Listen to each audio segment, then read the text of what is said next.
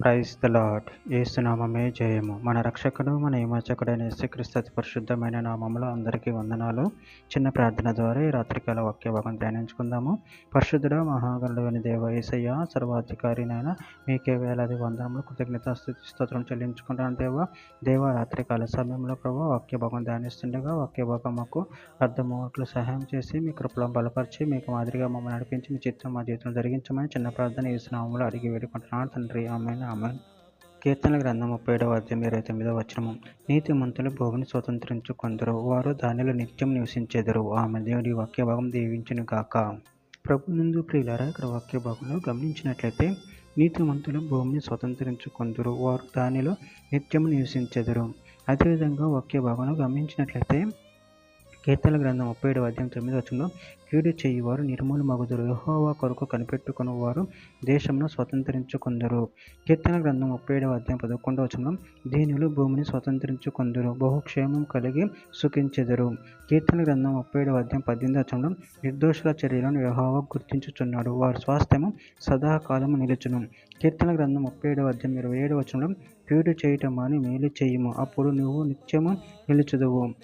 సామెతల గ్రంథం 2వ అధ్యాయం 21వ వచనము. యథార్థవంతులు దేశం ముందు నివసించుదురు, లోపం లేని వారు దానిలో నిలిచియుందురు. పేతురు రాసిన 2వ పత్రిక 3వ అధ్యాయం 13వ వచనంలో ఆయనను మనం ఆయన వాగ్దానమును బట్టి కొత్త ఆకాశముల కొరకును కొత్త భూమి కొరకును కనిపెట్టుచున్నాము, వాటి యందు నీతి నివసించును. ప్రకటన గ్రంథం 21వ అధ్యాయం 3-4 వచనాలు. అప్పుడు ఇదిగో దేవుని నివాసం మనుషులతో కూడా ఉన్నది, ఆయన వారితో కాపురముండును, వారు ఆయన ప్రజలయుందురు, దేవుడు తానే వారి దేవుడై ఉండి వారికి తోడయుండును.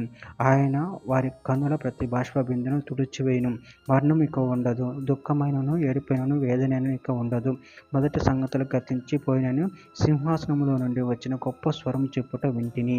సామెతల గ్రంథం 10వ అధ్యాయం 30వ వచనం. నీతిమంతుడు ఎన్నడను కదిలింపబడుడు, భక్తిహీనులు దేశంలో నివసింపరు.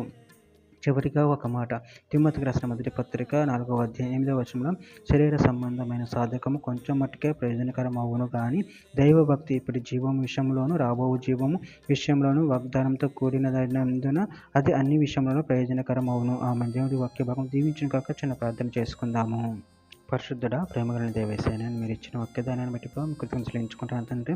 నాన్న నీతిమంతులు భూమిని స్వతంత్రించుకుందని సెలవిస్తున్న తండ్రి, మేము నీతిగా జీవించి నేను మహిమపరిచి నేను గణపరిచేవారు ఉండే శక్తిని బలాన్ని మాకు అనుగ్రహించి మీ ప్రేమ కృపలు బలపరిచి స్థిరపరచమని చిన్న ప్రార్థన యేసుక్రీస్తు పరిశుద్ధ నామములో అడిగి పెట్టుకుంటున్నాను తండ్రి. ఆమెన్.